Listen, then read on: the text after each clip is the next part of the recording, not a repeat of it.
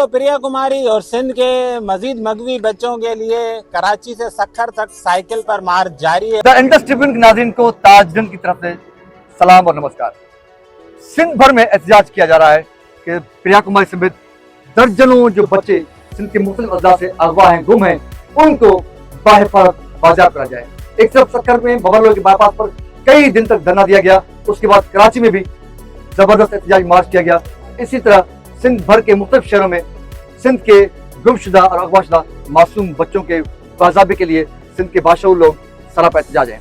उसके साथ साथ कराची का रहायशी नवीद अली भंड साहब, वो भी इन्हीं बच्चों का आवाज बनकर कराची से कई 100 किलोमीटर तवील साइकिल पर सफर करते हुए आज वो सक्खर पहुंचे हैं। उनके सीने पर और उसकी पीठ पर 2 तस्वीर लगे हुए हैं और दोनों तस्वीर पर प्रिया कुमारी की तस्वीर लगी हुई है और उनका मुतालबा है कि बच्चों को बाजियाब करा जाए। नवीद से बात करते हैं। नवीद, बताइएगा कि आप कब निकले कराची से, कितने किलोमीटर सफर किया, कितने दिन गुजर गया आपको? जी 6 दिन और 9 दिन मुझे हुए।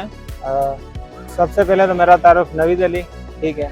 उसके बाद ये जो सफ़र है, मैंने कराची से सक्खर तक साइकिल पर लॉन्ग मार्च किया है। प्रिया कुमारी और सिंध के जो तमाम मगवी बच्चे हैं उनके लिए हमारा मुतालबा ये है कि तमाम जितने भी मगवी बच्चे हैं वो बाजियाब किए जाएँ और ये जो कल्चर है मनफी जुल्म का, बच्चे रेगुलर बेस पे जो अगवा हो रहे हैं, हम चाह रहे हैं कि ये ख़त्म हो टोटली तौर पे। और आवाम में जो है ना, बुनियादी मकसद ये है कि आवाम में हम चाहते हैं कि आवाम आवाज़ बुलंद करें और उसमें जो खामोशी है वो टूटे। अगर खामोश रहेंगे तो जुल्म और भी मज़ीद बढ़ता रहेगा, तो खामोशी जुर्म है। हम चाहते हैं कि आवाम मुत्तहिद हो।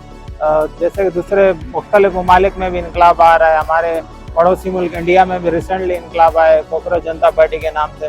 तो इस तरह हम चाहते हैं कि आवाम अगर मुत्तहिद होगी तो जिस तरह के भी मसले हों वो हल हो सकते हैं। कितने किलोमीटर का आपने सफर तय किया इस वक्त साइकिल पर? ये कराची से सक्खर तक अंदाजन 450 से 500 के लगभग है। तो इतने दिन के सफर में यकीनन आपको आम शहर ने भरपूर आपको रेस्पेक्ट किया होगा, आपको उन्होंने वेलकम किया होगा, लेकिन क्या कहीं पर भी सरकारी हुकाम की जानिब से कहीं पर कोई सरकारी जिम्मेदार आपके पास आया और आपके तलबात सुनने आया, आपसे कुछ पूछा कि आप क्यों इतना तवील सफर कर रहे हैं साइकिल पर? नहीं, ऐसा कोई गवर्नमेंट की तरफ से ना कोई सपोर्ट है और ना कोई ऐसा फर्द या कोई ऐसी तंजीम जिसने मुझसे कोई रब्ता किया। अभी तक तो ऐसा कुछ भी नहीं है।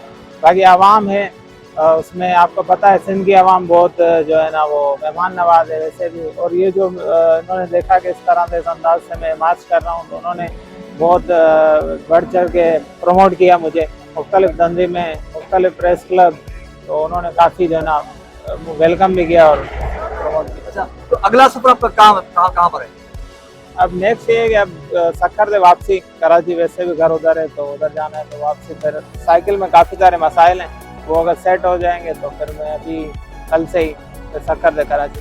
यानी कि 450 तकरीबन 900 किलोमीटर आप सफर कर रहे हैं और आपका जो मोटिव है बुनियादी वो ये है कि अगवाशुदा बच्चे हैं उनको बाजियाब करा जाए। जी बिल्कुल, और हम चाहते हैं कि आवाम और नौजवान जो यूथ है, यंगस्टर, वो अपने हकों को समझें और जो है ना मुत्तहिद हो। नवीद भंड एक ज़मीर की आवाज़ बनकर निकले हैं कराची से। वो उन्होंने सक्खर सफ़र किया है साइकिल पर और अब सक्खर से ही साइकिल पे ये फिर कराची वापस रवाना होंगे और ये एक कोशिश कर रहे हैं कि वो इस एहतजाज के ज़रिए, इस लॉन्ग मार्च के ज़रिए एक तो लोगों को जो है वो एडवोकेट करें, उनको मोबिलाइज करें कि ये कितना सेंसिटिव इशू है कि हमारे समाज से, हमारे मुआशरे से मासूम बच्चे अगवा किए जा रहे हैं और उनके वालिदैन, उनके वर्सा महीनों से, सालों से सरपा एहतजाज हैं कि उनके जो लख्त जिगर हैं उनको बाजियाब करा जाए। और साथ साथ वो हुक्काम को भी जगाने की कोशिश कर रहा है ताकि हुक्काम भी इसके एहतजाज का नोटिस लें और सिंध से जो अगवा शुदा बच्चे हैं उनको बाहिफाजत बाजियाब कराएं।